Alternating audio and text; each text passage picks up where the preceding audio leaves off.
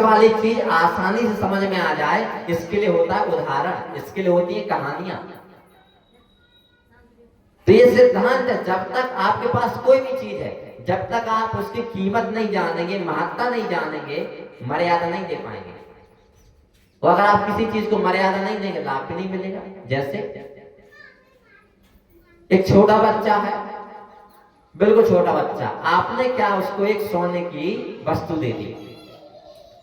अब आपने सोने की वस्तु दे दी तो वह उसकी महत्ता नहीं जानता, कीमत नहीं जानता, क्या करेगा, क्या पता खेलते खेलते वहां डाल दे, बगल में नाली है उसी में डाल दे, धूल है उसी में क्या है, उसको क्या डाल दे वहां पे, यानी जो मन करेगा वो करेगा। आप उसको सोने की वस्तु दे दें तो क्या यहां वहां डाल देगा, नाली होगी उसी में डाल देगा, क्या पता उसी को खाने लगेगा। वह उसको कोई मर्यादा नहीं दे रहा है, कोई मर्यादा नहीं, क्योंकि कीमत नहीं जानता। वही दूसरों, अपने आप को देख लीजिए, आप सब लोग सोने की महत्ता जाने, कीमत जानी कि कितनी कीमत है उसकी। आप क्या करेंगे उसी सोने को, आप सब क्या अपने बक्से में क्या सोने की वस्तु रखे रहते होंगे, और जब कभी मौका लगता होगा बक्सा खोलते होंगे और देखते होंगे सोने की वस्तु को, देखने के बाद फिर रख दी, ताला लगा दिया। ताला लगाने के बाद ये जरूर चेक करते होंगे ताला सही से लगा है कि नहीं, कितना सुरक्षित रखे हैं सोने को, कितना सुरक्षित रखे हैं सोने को। छोटा बच्चा बिल्कुल सुरक्षित नहीं रखे है, यहां वहां फेंक रहा है, उड़ा रहा है, इसलिए उसको सोने का लाभ नहीं मिलेगा, कोई लाभ नहीं मिलेगा सोने का उसको। अगर उसको 1 रुपए की टॉफी चाहिए तो उसे यही नहीं पता कि इसकी कीमत क्या है, उस सोने की वस्तु होते हुए भी 1 रुपए के लिए क्या है, वो टॉफी के लिए परेशान रहेगा, जबकि उसके पास सोने की चीज है। वही दूसरे, और आपको क्या रुपयों की जरूरत है, आप सोने की वस्तु को बेच देंगे, रुपए मिल जाएंगे, आपका काम चल जाएगा। तो है दोनों के पास वही चीज, सोने की चीज आपके पास, उस छोटे बच्चे के पास, वो उसकी कीमत नहीं जानता, महत्ता नहीं दे रहा, जानता तो मर्यादा भी नहीं दे रहा, न लाभ मिलेगा उसका कुछ। आज सब उसकी कीमत जानते हैं, कैसे खून पसीने की कमाई करके क्या है, मेहनत करके कमाया है उसको, आप उसकी कीमत जानते हैं, सुरक्षित रखे हैं, मर्यादा दे रहे हैं, और जब जरूरत पड़ेगी लाभ ले लेंगे उसका। छोटे बच्चे को कोई लाभ नहीं मिलेगा, क्यों, कीमत नहीं जानता। ऐसे ही जब तक हम किसी चीज की कीमत नहीं जानेंगे, उसको मर्यादा नहीं दे पाएंगे, लाभ भी नहीं मिलेगा। ठीक वही छोटे बच्चे जैसी स्थिति आप सबकी है। आप सबने मनुष्य जीवन की महत्ता नहीं जाने, कीमत नहीं जाने, उड़ा रहे हैं। काहू काहू में मगन, काहू काहू में मगन, जाकी जाकी में लगन, ताकी ताकी में मगन। जो जहां है, कोई चोरी कर रहा है, कोई छल कपट बेईमानी कर रहा है, कोई पाप कुकर्म करने में लगा है, कोई उल्टे सीधे कुकृत्य करने में लगा है, जहां जिसका मन कर रहा है वहां लगाने में लगा है। आज देव दुर्लभ जीवन को, जो ग्रंथ में कहा जाता है कि देव दुर्लभ शरीर पाए हैं आप सब, भगवान श्री राम जी कह रहे हैं कि ये देवता लोग तरसते हैं शरीर को पाने के लिए। जिन देवी देवताओं की आप क्या प्रतिमाओं की पूजा करते रहते हैं, जिनको ढालते रहते हैं, वही देवी देवता तरसते हैं शरीर को पाने के लिए। वो क्षमता है आप सब में, सबके पास है। भगवान ने किसी के साथ भेदभाव नहीं किया। कोई भी मनुष्य शरीर पाया है, चाहे वो लंगड़ा हो, चाहे लूला हो, चाहे किसी भी प्रकार का अंधा हो, चाहे जितना संपन्न हो, सबके पास वही क्षमता शक्ति है। लोग कहने लगते हैं ना, अरे वो जो बिल्कुल कर रहा है, ऐसा नहीं है। सबके पास बराबर क्षमता शक्ति है, लेकिन कौन कितना प्रयोग कर रहा है। सोना तो उस बच्चे के पास भी, आपके पास भी है, लेकिन प्रयोग करने में अंतर है। ऐसे ही ये मनुष्य शरीर है। आप सबने मनुष्य शरीर की महत्ता नहीं जानी, अभी कीमत नहीं जानी। कीमत क्या है आप जानते हैं कि सोने का टुकड़ा कैसे पाया है, कैसे मिला है। छोटा बच्चा नहीं जानता तो कोई मर्यादा नहीं दे रहा। ऐसे आप सब अभी शरीर की महत्ता नहीं जानते कि आखिर ये मिला कैसे है। हमेशा के लिए नहीं मिला है, कोई पट्टा नहीं जमाया आपका कि ये शरीर हमेशा के लिए मिला है, ऐसा नहीं। हमेशा के लिए नहीं मिला, ये तो कुछ समय के लिए मिला है। ये मनुष्य शरीर हमेशा के लिए नहीं मिला है, कुछ समय के लिए मिला है। एक उद्देश्य के तहत। जन्म से पहले ये शरीर नहीं थी, मरने के बाद भी ये शरीर नहीं रहेगी। ये तो जन्म और मृत्यु के बीच में ये शरीर है, लेकिन ये शरीर छोड़ने के बाद भी हम सबको रहना है। ऐसा नहीं कि मनुष्य शरीर सब कुछ है, इस शरीर को छोड़ने के बाद भी हम सबको रहना है, और ये शरीर पाने से पहले भी हम सब थे। अब सवाल आता है कि कहां थे? ये सबसे बड़ा प्रश्न है मनुष्य जीवन के लिए, कि शरीर को छोड़ने के बाद क्या होगा।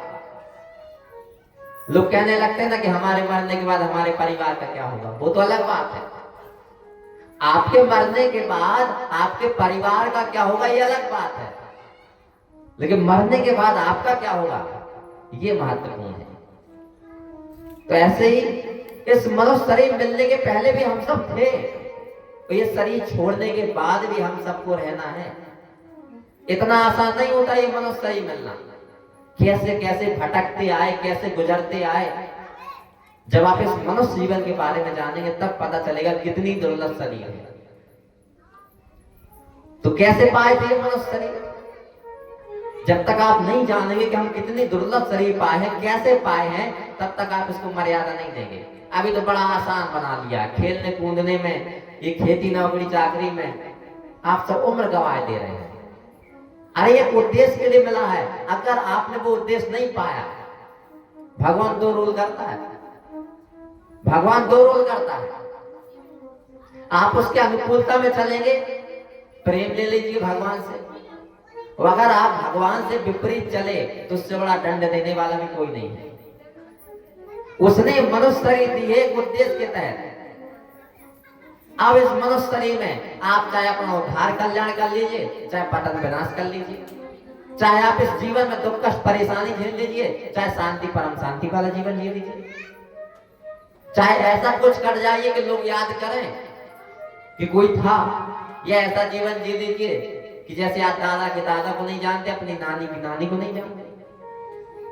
वही जीवन आप सब जिएंगे तो आपको कौन जानेगा। तो मनुष्य जीवन माने उन्मुक्त है। आप चाहे चोरी बेईमानी करें, पाप कुकर्म करें, चाहे पुण्य तीर्थ करें, उन्मुक्त जीवन है।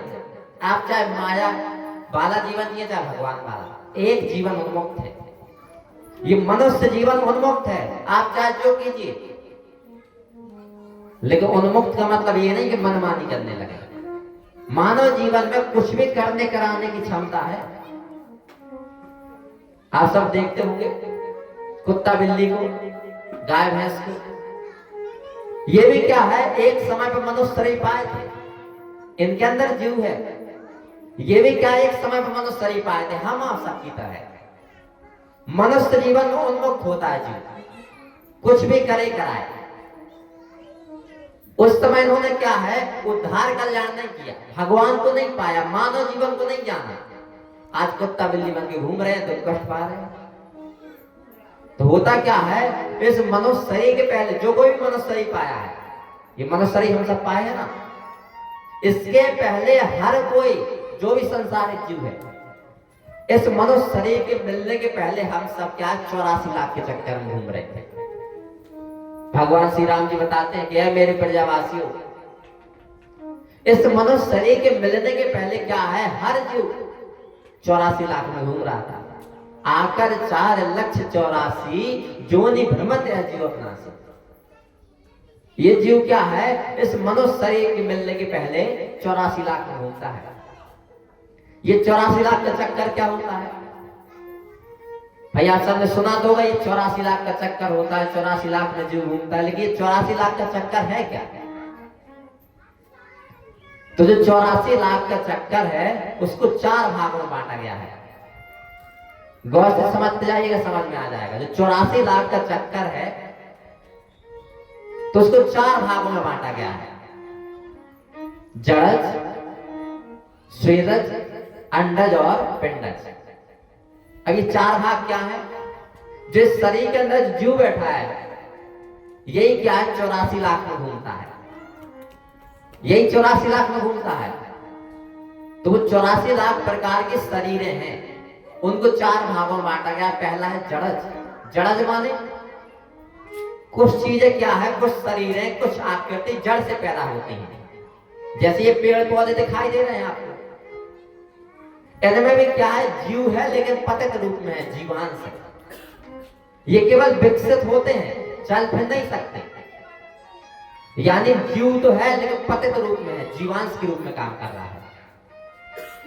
तो जो 84 लाख का चक्कर है उसमें कुछ शरीर क्या है, जड़, यानी जड़ से पैदा होने वाली, जो इन जड़ में भी जाता है। दूसरा होता है स्वेदज।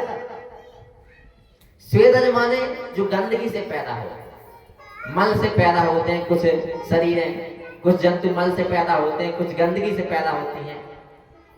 आप क्या है, आटा को रख दीजिए ऐसे, कुछ दिन में क्या उसमें छोटे छोटे कीड़े उत्पन्न हो जाएंगे।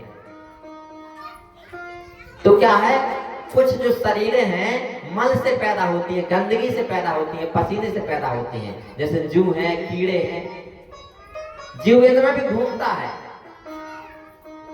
इनमें भी घूमता है। और कुछ शरीर क्या है, अंडे से पैदा होती हैं। अंडा, 4 प्रकार के शरीर मिलेंगे आपको, जड़ज, स्वेदज, अंडज और पिंडज। जड़ज यानी जो जड़ से पैदा होती है, जिसमें ये पेड़ पौधे घास फूस आती है, इनमें भी जीव को जाना पड़ता है। दूसरा होता है स्वेदज, जो गंदगी से पैदा होती है शरीरें, जैसे जू हो गया, जुआ कहते हैं जिसको, जो कीड़े मकोड़े हो जाते हैं, क्या है, गंदगी से अपने आप पैदा, कहीं नाली हो तो अपने आप पैदा हो जाते हैं। तीसरा होता है अंडज, कुछ शरीरें अंडे से पैदा होती हैं, जैसे मुर्गी है, सांप है, छिपकली है, मेढक है, मछली है, ये सब क्या है, अंडे से पैदा होते हैं, इनमें जीव घूमता है। और चौथा होता है पिंडज, जो सीधे पिंड से पैदा होती है, शरीर से पैदा होती है शरीर, जैसे गाय है, भैंस है, कुत्ता है, बिल्ली है, उसी में ये मनुष्य आता है। तो जो 84 लाख का चक्कर है वो 4 भागों में बटा है। 84 लाख प्रकार की शरीरें हैं, उनमें कुछ शरीरें जड़ से पैदा होती हैं, कुछ शरीरें गंदगी से पैदा होती हैं, कुछ शरीरें अंडे से पैदा होती हैं, और कुछ शरीरें इस शरीर से पैदा होती हैं। उस 84 लाख के चक्कर में सबसे अंतिम जो शरीर है वो है मनुष्य शरीर। इस मनुष्य शरीर के मिलने के पहले क्या है, हर कोई 84 लाख के चक्कर में घूम रहा था। किसी को भी आप देख लीजिए, कुत्ता, बिल्ली, गाय, भैंस, सांप, बिच्छू, कीड़े मकोड़े, ये सब क्या है, इन्हें भी मनुष्य शरीर मिला था लेकिन जाना नहीं मानता, फिर घूम रहे हैं। ऐसे हम सब भी इस मनुष्य शरीर के मिलने के पहले हर कोई 84 लाख में घूम रहा था, हर कोई जीव। और जो 84 लाख का जीवन है उसमें आप कुछ कर नहीं सकते। ये कुत्ता बिल्ली कर नहीं सकते, कुछ भोग रहे हैं। इन्हें चोट लग जाए तो अपना इलाज ही नहीं कर पाएंगे, न करवा पाएंगे। अब ये भोगने में लगे हैं सब। जब कुछ करने का समय था तब तो किया नहीं, तब तो खेती, नौकरी, व्यापार में चले गए। जब करने का समय था तब कुछ नहीं किया, आज भोग रहे हैं बेचारे, तो कष्ट पा रहे हैं। अब ये कुछ कर नहीं सकते, भोगेंगे। तो ऐसे ही क्या था कि हम सब भी 84 लाख के चक्कर में घूम रहे थे। और वह जीवन इतना कष्टदायक होता है, इतना कष्टदायक। फिरत सदा माया कर प्रेरा, काल कर्म स्वभाव घेरा। 84 लाख के चक्कर में मनुष्य को छोड़ करके जितने भी बाकी चक्र हैं सब में माया उसको नचाती है। इन सबको माया नचाने में लगी है। और माया का काम क्या है? माया का एक ही काम है, जो भी भगवान से विपरीत चलेगा उनको दुख देना, उनको कष्ट देना, कमी देना, चिंता देना, पीड़ा देना। तो अब होता क्या, 84 लाख में जब ये जीव जाता है तो कितने दुख कष्ट यातनाओं से गुजरता है, सबको ही गुजर के आया है। अभी 84 लाख में कैसे गुजर के आए हैं, क्या क्या भोग के आए हैं, ये सब जानेंगे हम एक भजन के बाद। एक भजन होगा, उसके बाद जानेंगे कि कैसे इस मानव जीवन की मिलने के पहले 84 लाख में हम सब घूम रहे थे, कैसे दुख कष्ट पा रहे थे।